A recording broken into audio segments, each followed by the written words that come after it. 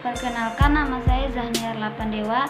Saya dari Universitas Muhammadiyah Buton, program studi PGSD semester 3. Pada video kali ini saya akan mempresentasikan hasil materi saya, yaitu tentang dakwah Islam di Nusantara dan asal-usul Muhammadiyah. Nah, sekarang kita masuk pada materinya. Yang pertama, teori masuknya Islam di Nusantara.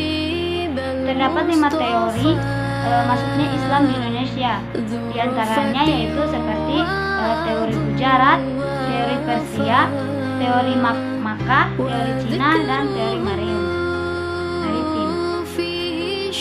Yang pertama, kita masuk pada teori Gujarat. Teori Gujarat menyatakan bahwa Islam masuk di Indonesia berasal dari Gujarat atau India.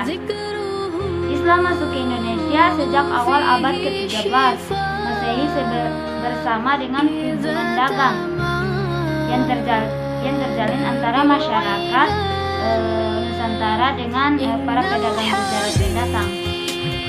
Ini dicetuskan oleh 2 orang sejarawan berkebangsaan Belanda, yaitu Leopold Gonje dan J. P. Nepel. Terdapat bukti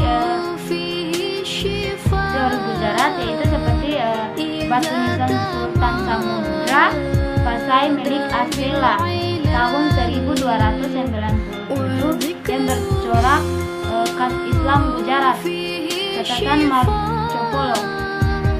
Berikutnya warna tasawuf pada aliran Islam yang berkembang di Indonesia.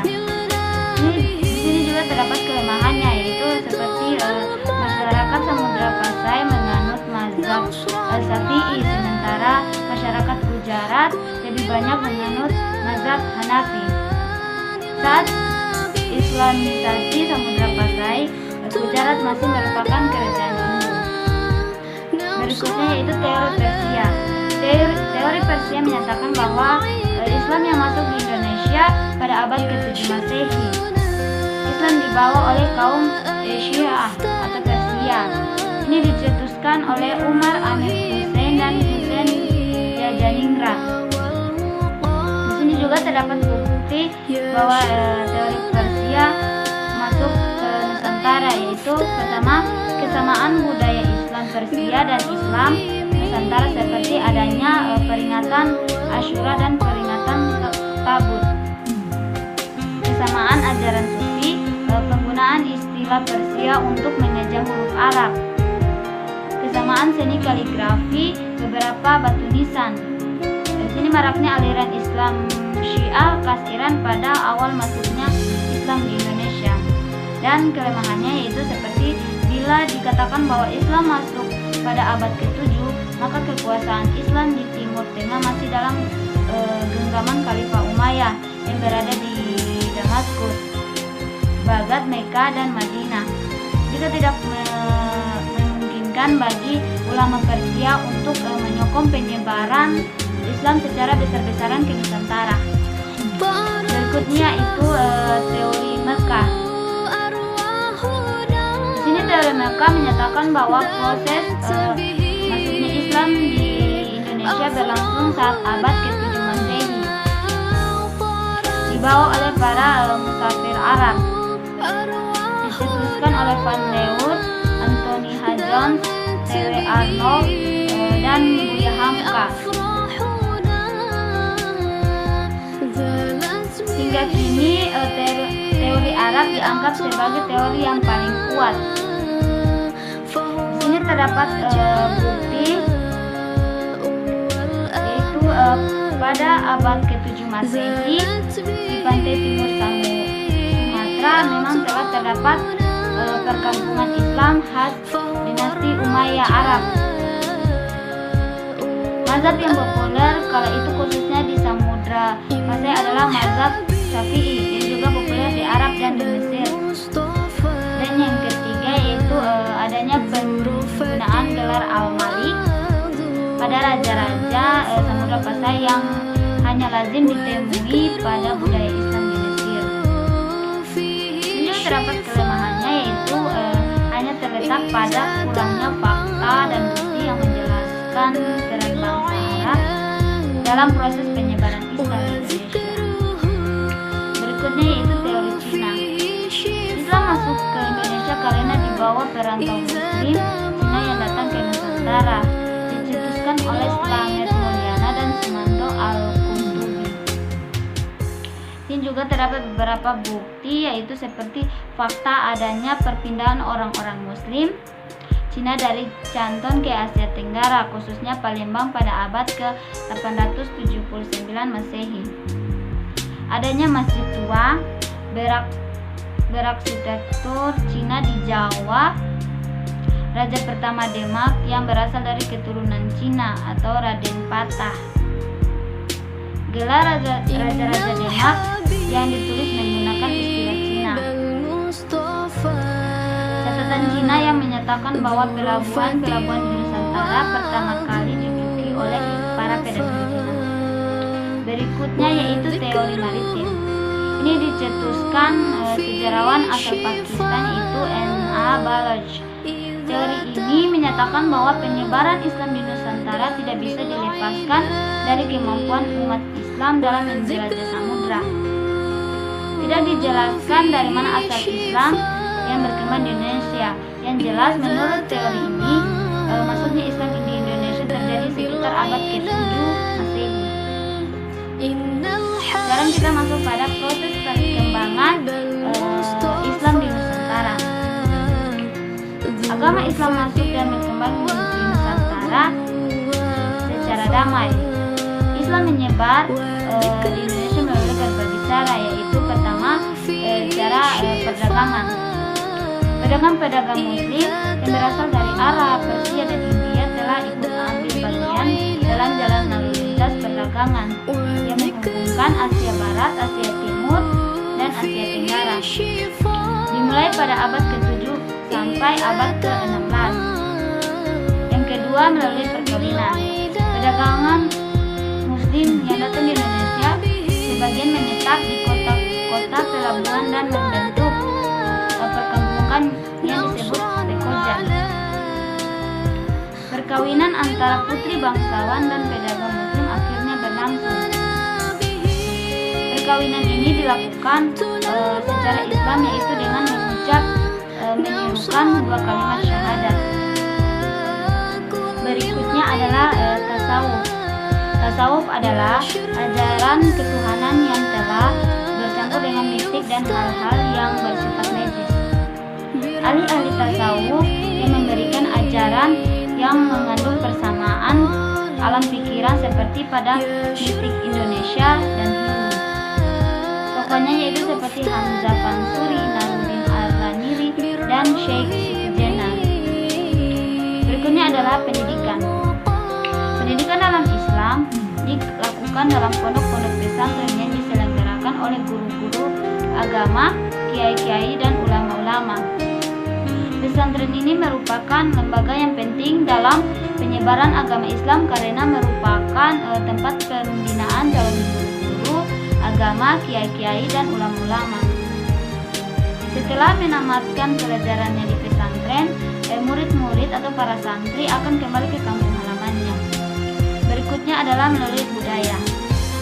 Dalam menyebarkan agama Islam, sebagian wali menggunakan media seni budaya yang sudah ada dan disenangi masyarakat. Pada hari raya keagamaan seperti Maulid Nabi, misalnya seni tari dan peralatan musik tradisional atau gamelan dipakai untuk meramaikan suasana.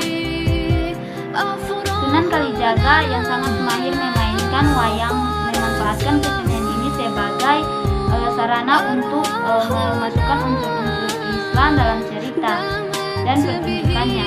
Senjata Puntadewa yang bernama Jimat Kalimasada misalnya dihubungkan dengan dua kalimat syahadat yang berisi pengakuan terhadap Allah dan Nabi Muhammad.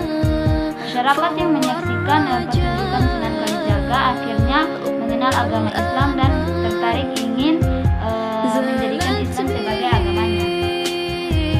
Yang terakhir adalah melalui dakwah. Penyebaran Islam di Nusantara terutama di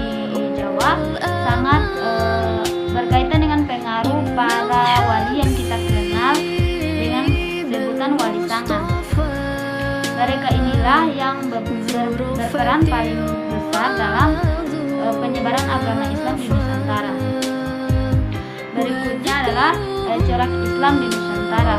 Corak Islam di Nusantara dibagi menjadi 3 masa, yaitu masa kesultanan, masa penjajahan, dan terakhir gerakan dan organisasi Islam. Berikutnya adalah kedatangan dan penjajahan bangsa Barat di Nusantara. Bangsa Eropa yang berhasil singgah di Indonesia adalah Portugis, Spanyol, dan Inggris Belanda. Faktor penyebab kedatangan bangsa-bangsa Eropa datang ke timur adalah yang pertama, berkembangnya ilmu pengetahuan dan teknologi dalam bidang geografi dan navigasi.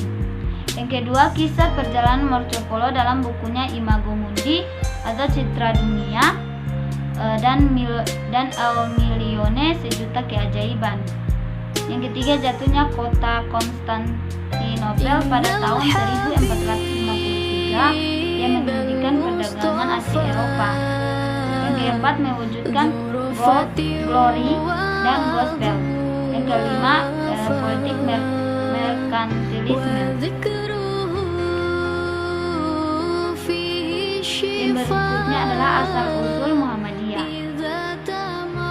Muhammadiyah tidak lepas dari peran Kiai Haji Ahmad Dahlan, seorang yang dilahirkan di Yogyakarta pada tahun 1869 dan wafat pada tahun 1923 dengan nama asli Muhammad Khatib Masjid Kauman atau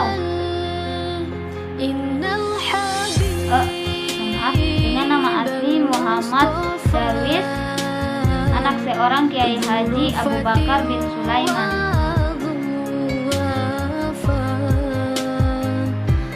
Khatib Masjid Kauman atau Kesultanan Yogyakarta. Lantas ia pergi ke Mekah pada tahun 1890 dan belajar dengan seorang guru Syekh Ahmad Khatib dari Minangkabau, salah seorang ulama yang karismatik dan besar di Masjid Al-Haram. Setelah sepulang dari Mekah, Kiai Haji Ahmad Dahlan mendalami Al-Quran dengan menelah, membahas, meneliti, dan mengkaji kandungan isi Al-Quran. Sikap Kiai Haji Ahmad Dahlan sesungguhnya dalam rangka melaksanakan firman Allah sebagaimana yang tersimpul dalam surat An-Nisa ayat 82 dan surat Muhammad ayat 24 yang memperhatikan dan mencermati dengan penuh ketelitian terhadap apa yang tersirat dalam ayat Al-Quran. Sikap seperti inilah yang dilakukan Kiai Haji Ahmad Dahlan ketika menangkap surat Al-Imran ayat 104 yang berbunyi, dan hendaklah ada di antara kamu sekalian segolongan umat yang menyeru kepada kebajikan, menyuruh kepada yang makruh, dan mencegah yang munkar. Merekalah orang-orang yang beruntung. Memahami seruan di atas, Kiai Haji Ahmad Dahlan tergerak hatinya untuk membangun sebuah perkumpulan organisasi atau persyarikatan yang teratur dan rapi, di mana tugasnya melaksanakan misi dakwah Islam amar ma'ruf nahi munkar di tengah masyarakat Indonesia. Muhammadiyah didirikan oleh Kiai Haji Ahmad Dahlan pada tanggal 8 Zulhijjah 1330, yakni bertepatan tanggal 18 November 1912 Masehi di kota Yogyakarta.